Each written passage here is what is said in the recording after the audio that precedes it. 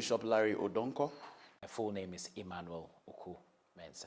My name is Reverend Edward Lai. My name is Faith Fiakojo. I am Reverend Edem Kofi Amankwa. My name is Reverend Seth Sapon Duncan. I finished university in 2001. I read biological sciences. And right after school, I went into ministry. I was in Lighthouse Chapel International, now known as the United Denomination. I will turn 45 this year, July 9th, by the grace of God. 20 years I've been doing this work as a minister. The bishop appointed me a pastor on the 4th of November and then sent me to Ethiopia as a missionary. From 2001 to 2010, I had been to Ethiopia. I had returned from Ethiopia and been resent to Central African Republic, returned and been reposted to Suhum. Then I went to South Africa the first time in 2004, returned after 10 months, and then started a church in Jowulu. And then I was now reposted to Wa. I was in Wa for 5 years, from 2005 to 2010. And then now transferred from Wa again back to South Africa. It was the second transfer in 2010. That when I got to South Africa, then I got a contract of employment because I think the laws there demanded that I had a contract. And in the contract, I even have it here, they make reference to the fact that I was employed in the church from 2001 till then, and that I was continuing my mission there. I am 44 years old. I will be 45 on 4th October 2021. I'll be 45, so I'm 44 now. And I'm a civil engineer by training. I finished Tech, KNUST in 2001. I was there 1997 till 2001. So I'm a civil engineer by training, but I've been involved in full-time ministry for a very long time. I only did national service after university, and then from then, full-time ministry. I was appointed as a pastor in November 2003. So, but I started working in the church. I'm talking about the Lighthouse Chapel International. So my appointment letter was 1st December 2002. I went to UCC.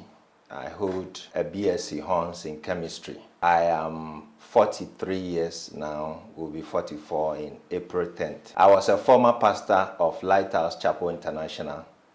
I was appointed as a pastor by Bishop Heward-Mills in 2005, December. I'm a graduate from Anakazu Training Seminary. I graduated in 2013 on the 8th of November.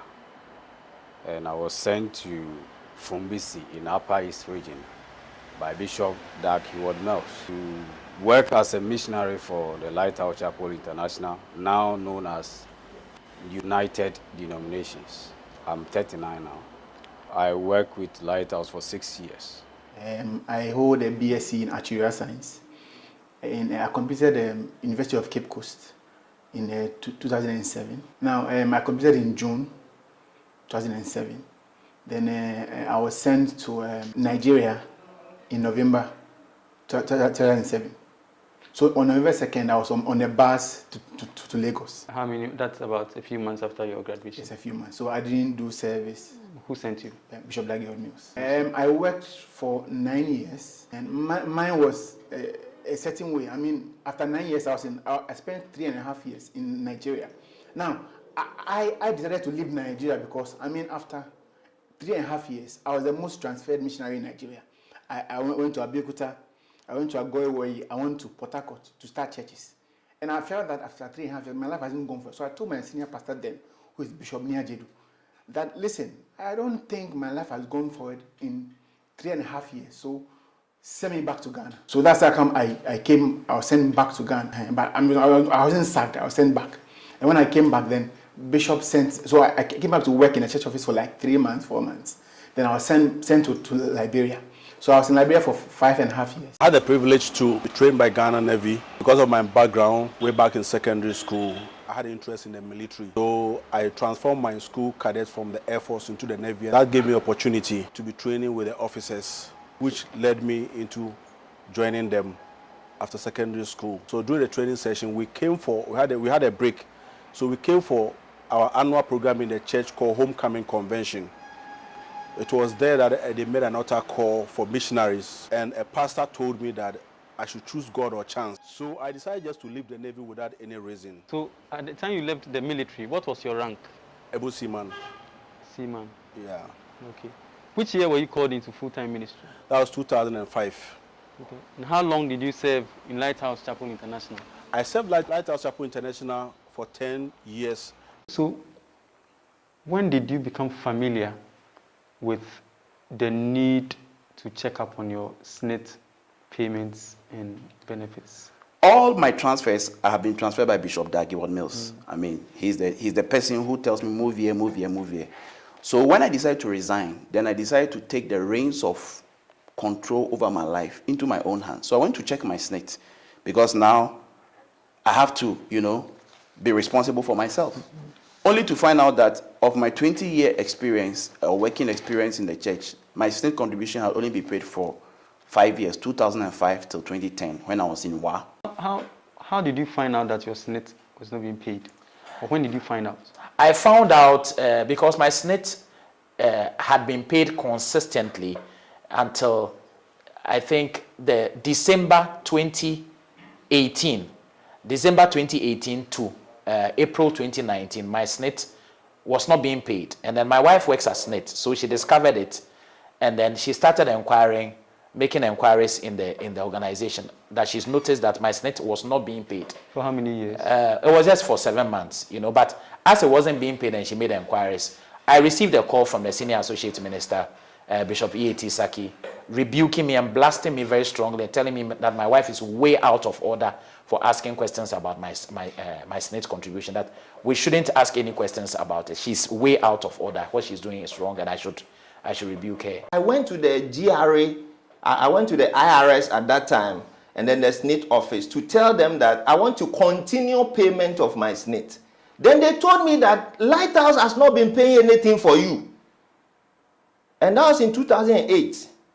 So I called my general overseer at that time and told him that I just discovered that it was not being paid. He said I shouldn't talk about it, just continue payment. Were your SSNIT contributions paid? No. How did you find out that they were not paid? After I resigned, I will not even say after I've resigned, after I've been suspended, that's what they call it, that's what they told me.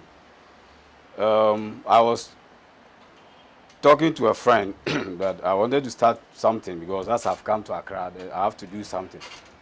And then we were talking about if I start a business, I have to be paying this and this. And then he did mention of SSNIT and then GRA and things. And I said no.